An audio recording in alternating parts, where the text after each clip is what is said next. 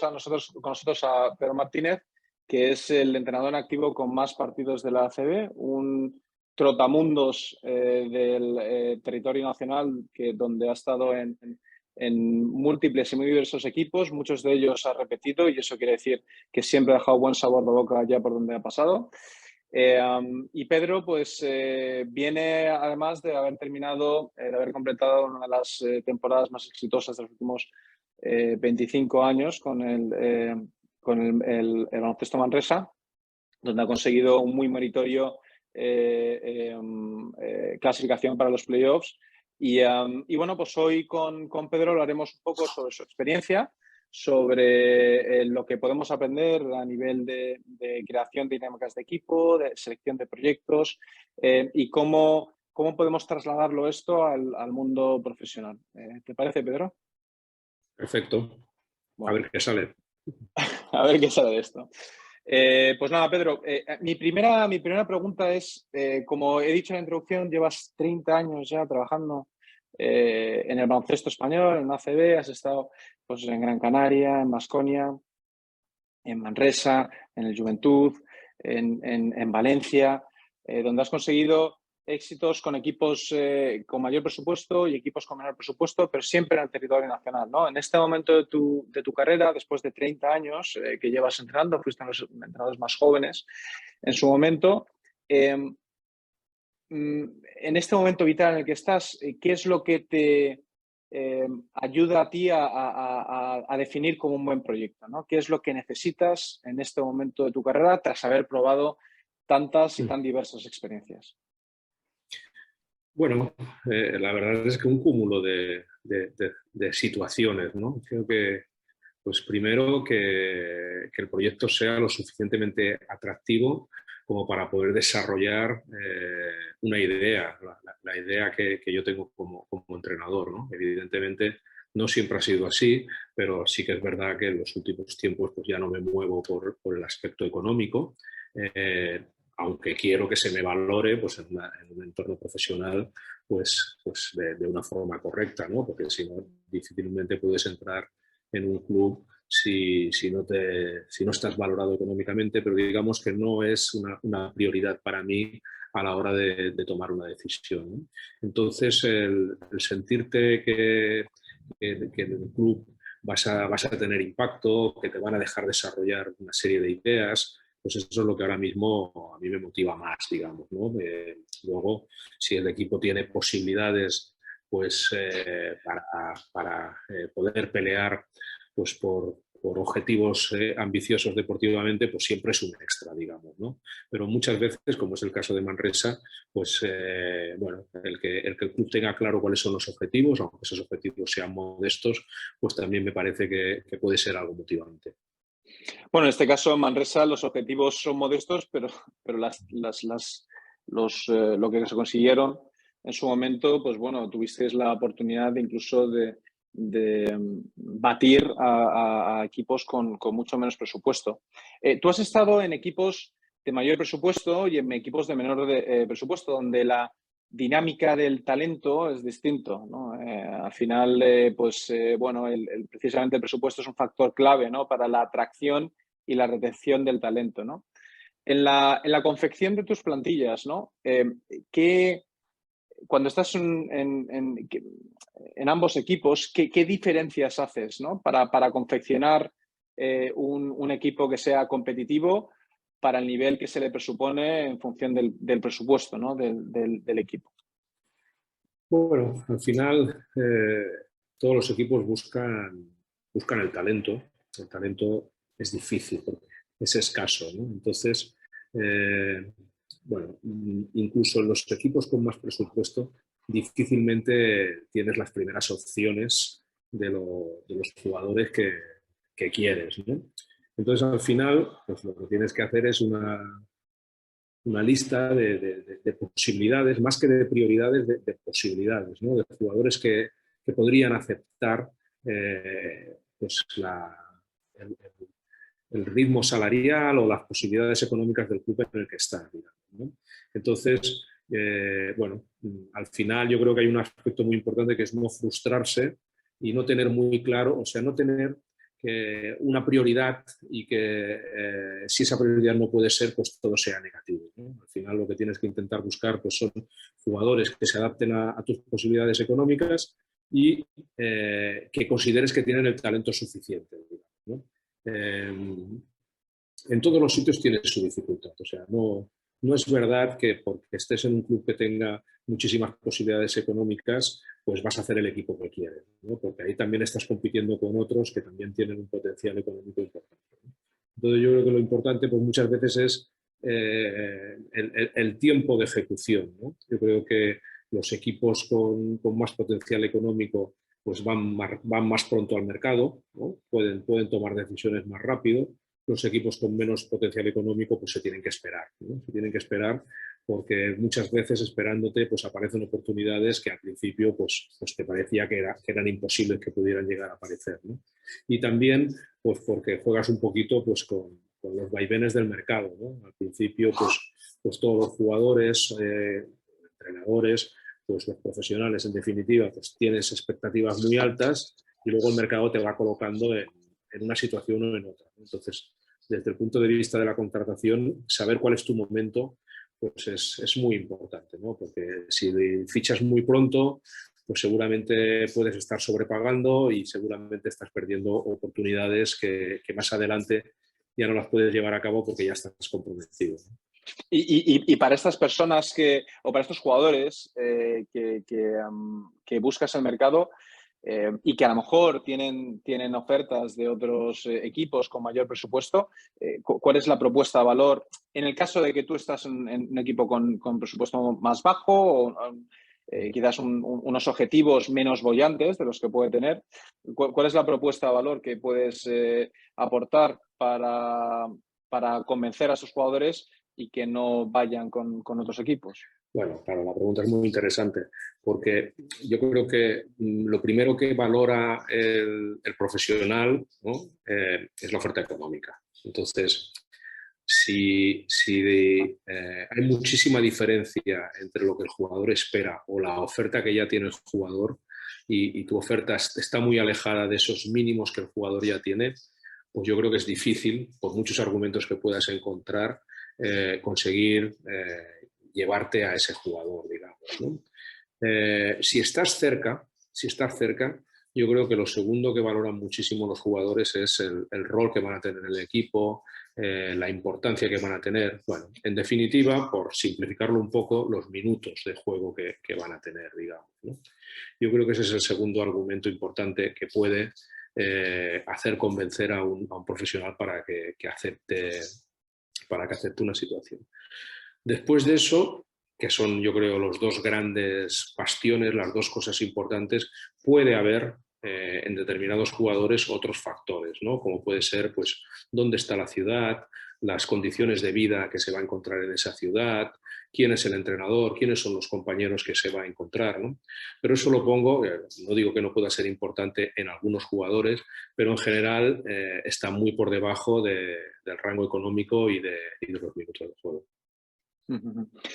A nivel de, en un presupuesto, con un presupuesto más bajo, donde al final el equipo tiene que estar por encima de las individualidades, es decir, nosotros tenemos que crear unas dinámicas de equipo que nos permitan competir con otras plantillas que quizás a nivel técnico puedan tener un punto más que nosotros. Pero que tenemos que competir como se hizo el año pasado y como entiendo que esperarás de este año, ¿no? ¿Cómo se crean dinámicas de equipo donde además las dinámicas de equipo tú has hablado mucho del trabajo en equipo en tus redes sociales? ¿Cómo se crean dinámicas de equipo que sean exitosas? Obviamente no siempre se consiguen, ¿no? Pero has creado situaciones como las de Valencia en su momento, donde conseguiste el título de Liga, o lo que conseguiste el año pasado en Manresa, Gran Canaria. Has conseguido realmente que la gente vaya, como dirían aquí, de extra mile, ¿no? Y que se consigan resultados que estaban por encima de las expectativas o de los mínimos, ¿no? Incluso de los máximos al principio de temporada. ¿Cómo generas tú dinámicas de equipo positivas para tener un equipo cohesionado que te permita competir? Bueno, eso es un eterno debate, ¿no? ¿Qué es lo que genera una buena dinámica o una buena química en un equipo, ¿no? Si son los resultados, ¿no? Son los resultados lo que eso lleva a que todo el mundo pues esté a gusto y esté, pues tenga buen rollo con los entrenadores, con los compañeros, que esté en definitiva orgulloso de pertenecer a ese grupo. Esto es así, ¿no? Esto es así. Cuando se va ganando, todo es más fácil, digamos, ¿no? Entonces, la gran dificultad es conseguir una buena química cuando los resultados no son tan buenos, ¿no? Entonces, en equipos como el Manresa, pues si estás ganando un 50% de los partidos o un 55% de los partidos, pues la cosa va bien. No es lo mismo que en otros equipos, que lo normal es estar en el 70-75% de victorias, ¿no? Con lo cual, pero bueno, no se puede obviar que el ganar ayuda a que las dinámicas de los grupos sean buenas, ¿no? Entonces, lo difícil es, antes de ganar, conseguir crear dinámicas positivas, digamos, ¿no? Y eso te lo da, seguro que se pueden, o sea, lo típico de hacer una reunión motivadora o de irse a comer o a cenar todos juntos, todo esto sin duda ayuda, digamos, ¿no? Pero yo creo que me parece más importante la personalidad de las personas que forman ese grupo en el momento en que llegan al grupo, digamos, ¿no? Por ejemplo, pues nosotros este año en Manresa hemos tenido un grupo de jugadores en una edad muy buena, con una cierta experiencia, pero todavía con su carrera por delante, como Moneke, como Baco, como Silvín Francisco, como Yankuba Sima, como Thomason incluso, un poquito menos porque ya es algo mayor. Es decir, jugadores que veían Manresa como un trampolín para ir a equipos con un potencial mayor y a firmar contratos mejores, digamos, ¿no? Entonces ese hambre bien llevada, ¿no? sin que te lleve al egoísmo, ¿no? Al egoísmo personal, pues yo creo que ayuda a que la dinámica del grupo sea buena, digamos, ¿no?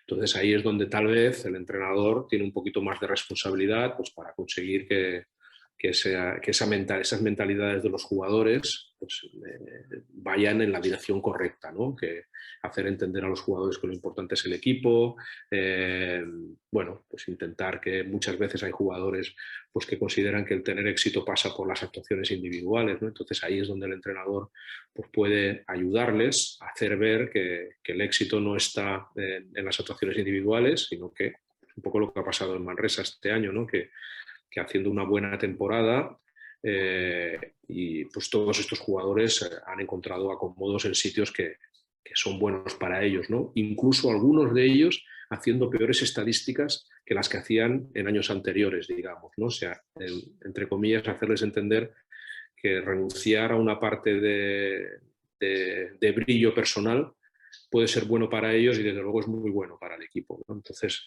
bueno, cuando crees en ello, pues es un poco más fácil, ¿no? Cuando convencer a los jugadores y hacer que al final sean los jugadores los que lo vean de la misma manera. Pero no es fácil, ¿eh? Y no se consigue siempre. Hombre, ya supongo, y además, pero bueno, es que además, sobre todo, es esa temporalidad, ¿no? Es saber que en muchas ocasiones es pasajero, ¿no? El servicio que te pueden prestar. ¿Cómo se gestiona? ¿Qué se hace? ¿Se normaliza la salida o se gestiona? Se normaliza que estas personas van a ir de paso, se intenta convencerles para poder seguir trabajando. Y luego, obviamente, pues este año se han ido grandes jugadores que fueron claves en 2021-2022. ¿Cómo se gestionan las expectativas para el año siguiente, ¿no? Sobre todo para los que se quedan, que ya pues bueno, han probado las mieles de lo que puede ser una temporada agradable, ¿no? Para ellos y sobre todo con el reconocimiento externo e interno de un trabajo bien hecho. ¿Cómo se gestiona todo esto? Bueno, digamos que también como club lo tenemos bastante normalizado, digamos, ¿no? O sea, sabemos quiénes somos conscientes de nuestro potencial, de nuestras limitaciones, también de nuestras virtudes. Entonces, bueno, entendemos que para muchos de los jugadores que fichamos, o sea, tenemos un grupo de jugadores que fichamos que sabemos y entendemos que es bueno que estén poco tiempo con nosotros, porque será buena señal, ¿no? Querrá decir que las cosas les han ido bien a ellos y también a nosotros, porque habrán tenido buenas actuaciones y entonces, pues, volarán, ¿no? Y lo entendemos como algo natural y parte del proceso. Pero por otro lado, también nos gusta tener un grupo de jugadores que no sean así, ¿no? Un grupo de jugadores que puedan tener una cierta continuidad, ¿no? Que ellos sean un poquito los que sirvan de acomodo a los nuevos, que de alguna manera también les marquen el camino, ¿no? Por ejemplo, pues tenemos a Guillem Jou, que lleva ya, es de la cantera nuestra, Dani García, que también es de nuestra cantera, Dani Pérez, que ya lleva pues 3 temporadas con nosotros y que ya es un jugador veterano. Hemos tenido a Rafa Martínez las 2 últimas temporadas, es decir, jugadores que digamos que su mentalidad no es la de venir a hacerlo muy bien un año e irse a un club mejor, digamos, ¿no?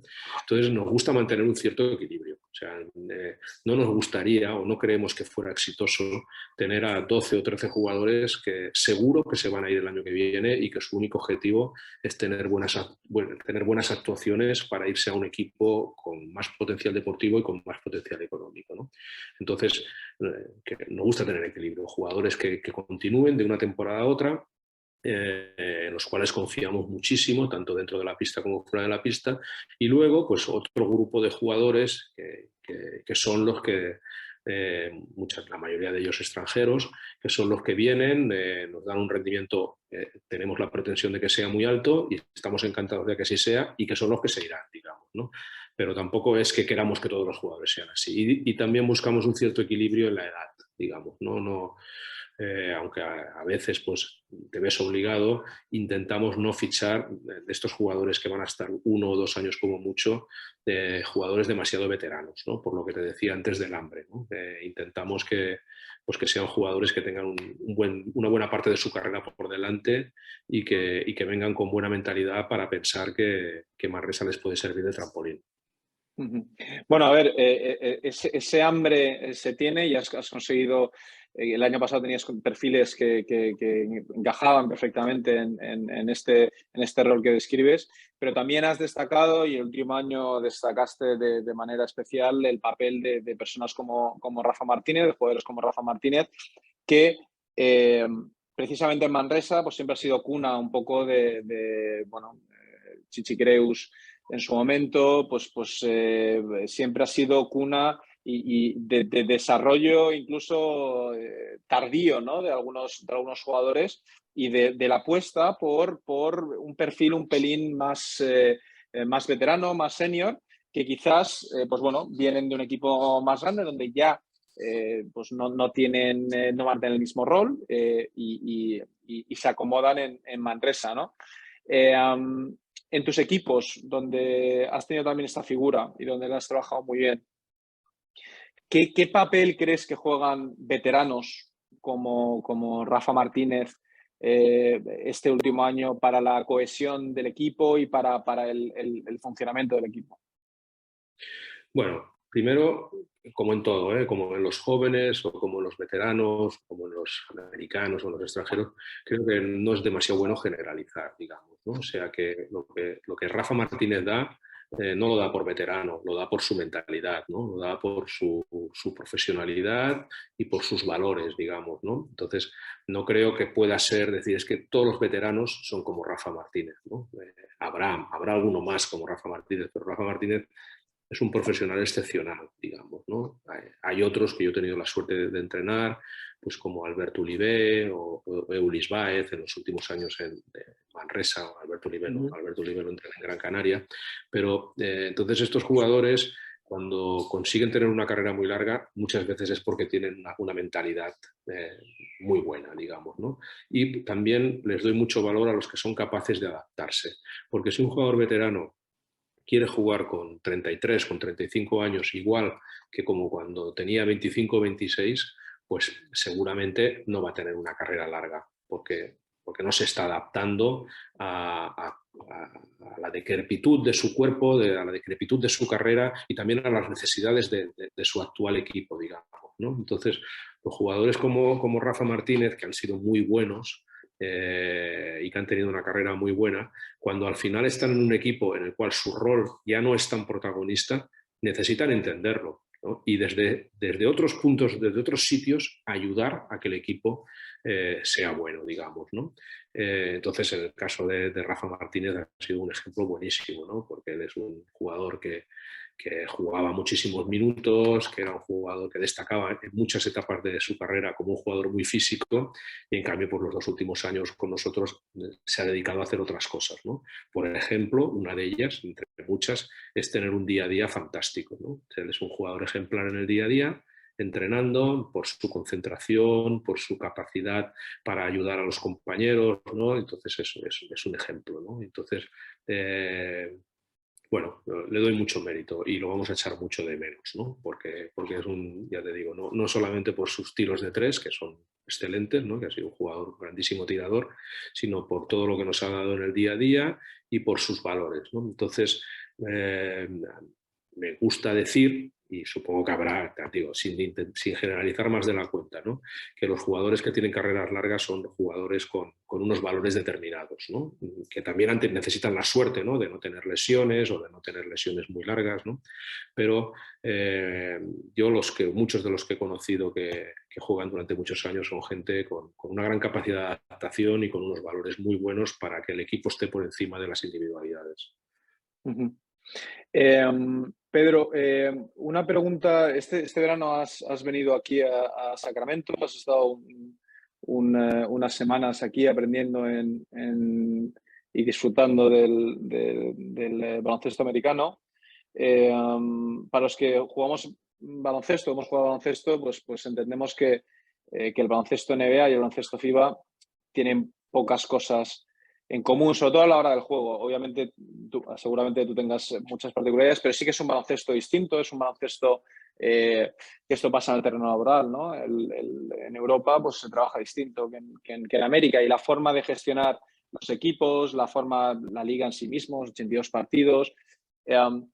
Y tú has estado claramente siempre en la misma, o sea, en el mismo territorio, en el baloncesto FIBA, y además del baloncesto FIBA, en la mejor liga dentro del baloncesto FIBA, que es la ACB, ¿no? ¿Cómo una realidad tan distinta, cómo un contexto tan distinto a nivel de presupuesto, a nivel cultural, a nivel de baloncesto técnico y táctico, a nivel incluso de apoyo a los jugadores, porque los organigramas siguen teniendo muchas diferencias? ¿Qué papel tiene este tipo de experiencias y qué se puede trasladar al baloncesto en el que tú vas a estar en este año en un contexto tan diferente y tan contrario, no contrario, distinto al que vas a tener en Manresa? Claro, sí, tienes razón. O sea, realmente hay diferencias que hacen que muchas cosas no sean válidas, ¿no? Por ejemplo, yo le sumaría a las que has dicho las instalaciones, ¿no? O sea, las instalaciones en los equipos de la NBA les permiten entrenar pues, con un número muy alto de jugadores y también pues, con unas posibilidades a la hora de desarrollar los entrenamientos que en Europa las instalaciones son diferentes y no te lo permiten, ¿no? Luego también una diferencia muy grande que hace que todo sea muy diferente es el número de personas que forman los staff técnicos, ¿no? O sea, en Sacramento, por poner un ejemplo, conté 11 entrenadores ayudantes trabajando en la dinámica del equipo, ¿no? En Manresa somos 3. ¿no? Entonces, claro, pues lógicamente, por muchas horas que le dediquemos, que ellos también, los de la NBA también le dedican muchas, pues no vamos a poder abarcar la forma que ellos tienen ni el trabajo que ellos realizan, ¿no? Entonces, esos son pues diferencias muy grandes, ¿no? Pero luego hay otras cosas que ya son un poquito más, que si vas más al detalle, ¿no? Pues sí que te pueden ser más válidas, digamos, ¿no? No hablo de tácticas o de sistemas de juego, que, bueno, pues eso también, pero no se puede ver por la tele, ¿no? Se puede ver viendo partidos de televisión, ya ves por los sistemas de juego que utilizan y tal, digamos, ¿no?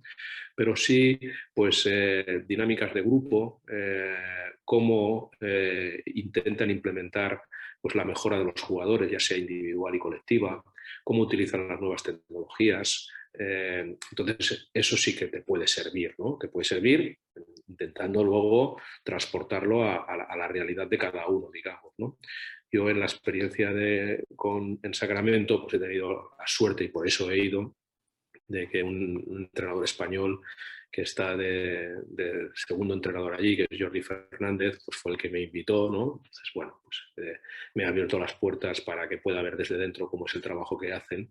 Entonces, pues sí que me ha parecido interesante, ¿no? Pues ver cómo trabajan pues entrenadores que tienen una realidad diferente, pero que al final en muchas cosas, a la hora de relacionarse con los jugadores, a la hora de exigirles mejoras individuales y colectivas, pues ahí sí que, o sea, digamos que en instalaciones, en reglamento, en físico, son muy diferentes, pero en el trato con las personas no tanto. O sea, al final se trata de liderar a un grupo de personas para que vayan todos en una misma dirección, intentando reducir los egoísmos, intentando que trabajen los unos con los otros de cara a un objetivo común. Y en eso veo menos diferencias, ¿no? Puede haber alguna cultural, ¿no? Puede haber alguna cultural, pero al final, bueno, me ha dado la sensación que ahí sí que, o al menos para mí ha sido bastante inspirador ver el trabajo de los entrenadores de Sacramento. Oye, y esta ya la última, y esto es un poco un brindis al sol. Acabas de anunciar tu renovación con Manresa hasta el 24, o sea que es un proyecto que llevas 3 años, va a estar 2 años más largo, sin duda, y que van a ser 5 años como mínimo fantásticos. Pero en el futuro, ¿nunca has tenido una experiencia internacional? ¿Nunca has tenido una experiencia en ningún equipo FIBA? Y no es por falta de oportunidades. Incluso, pues los conozco, pero entiendo que tanto como otros entrenadores, pues también puede tentarle formar parte del equipo de apoyo, ¿no? De uno de esos 11 entrenadores para algún equipo NBA, ¿no? ¿Qué, ¿Cómo tienes de abierta la carrera internacional? ¿Qué crees que te puede aportar? ¿Y cómo se ajusta al momento vital en el que estás? Sí, bueno, primero, claro, esto ha cambiado un poco, ¿no? Porque cuando yo empecé hace más de 30 años como entrenador profesional, realmente las posibilidades para entrenar eran básicamente en España, ya fuera en la primera división o en la segunda división. Salir fuera, al principio, no era una opción, ¿no? O no era algo que estuviera encima de la mesa. Esto ha cambiado muchísimo, ¿no? Hace pues 10, 12 años, cada vez más ha habido una globalización, no solamente a nivel del deporte, a todos los niveles, tú eres un ejemplo de ello, y entonces, pues bueno, pues es más fácil o hay más posibilidades para poder desarrollar la labor profesional de un entrenador fuera de España, digamos, ¿no? Entonces, bueno, estoy abierto a ello, pero con algunos matices, ¿no? Como por ejemplo, yo creo que la Liga ACB es una liga muy buena. Una liga que los clubs son una competición muy profesional, muy seria, los clubs también lo son. Entonces, si tienes posibilidades de entrenar en la Liga ACB, es difícil tener ofertas que te sirvan, ¿no? Que te motiven, digamos, ¿no? Y las que puede haber, pues no son muchas, ¿no? Con lo cual las posibilidades ya son menores, digamos, ¿no? Entonces yo no he tenido, o sea, para ser honestos, sí que he tenido posibilidades de entrenar en el extranjero, pero no en equipos que realmente me pareciera que estuvieran por encima de las posibilidades que tenía de entrenar en la Liga CB, digamos, ¿no? Entonces, bueno, pues no descarto que pueda pasar, pero la realidad es que a día de hoy no ha pasado, ¿no? O sea, las opciones que han venido me ha parecido que eran peores que las que tenía aquí, digamos, ¿no? Y sobre lo de la NBA, pues realmente creo que no es una opción, ¿no? O sea, yo creo que una cosa es lo de Jordi Fernández, que ya vino muy joven aquí y que prácticamente ha desarrollado o está desarrollando toda su carrera como entrenador en Estados Unidos, y entonces pues yo soy muy optimista de hacia dónde puede llegar, ¿no? Y ya está consiguiendo grandes hitos, pero creo que lo mejor en su caso está por venir, pero él digamos que ya se ha formado allí, ¿no? Ir ya formado desde el baloncesto europeo allí, pues hay casos, ¿no? Pues estuvo Ettore Messina, Sergio Scariolo, Spagia, bueno, ha habido bastantes y muchos más, ¿no? Pero yo creo que eso está muy bien como experiencia, seguro que eso es un buen apoyo y aportan cosas importantes en los clubes en los que están, pero entiendo que no para ser primer entrenador, digamos, ¿no? O sea, que es más, pues bueno, por tener la experiencia o por, en esos staff técnicos tan grandes, pues aportar desde una parcela pues determinada, que seguro que es importante, pero yo ahí no me veo, ¿no? No creo que fuera para mí una gran motivación, digamos. Sí que sería una gran experiencia, eso seguro, pero no una gran motivación, ¿no? Entonces, bueno, vamos a ver qué pasa, ¿no? O sea, tampoco empecé hace muchísimos años, en el año 90 como entrenador profesional, y sinceramente nunca he estado muy pendiente de lo que iba a pasar más adelante, ¿no? O sea, el contrato más largo que he firmado en estos 32 años ha sido de 2 años, como ahora, por ejemplo. Y bueno, pues yo creo que mejor no pensar demasiado en el futuro, estar centrado en el presente y lo que tenga que venir vendrá. Mientras haya ilusión y ganas, pues seguro que algo motivante e ilusionante vendrá. Bueno, pues oye, un placer, don Pedro. La verdad es que he disfrutado mucho de tus conocimientos y de tus directrices a la hora de preparar esa receta mágica que hace que tus equipos siempre vayan un paso por delante de lo que se les presupone. Desearte todo lo mejor en esta nueva temporada, que seguramente será igual de maravillosa, sea el resultado que sea, que el anterior. Y bueno, pues Bedford Bailey sigue siendo tu casa y espero verte más. Muy bien, pues muchísimas gracias, ha sido un verdadero placer. Vamos a...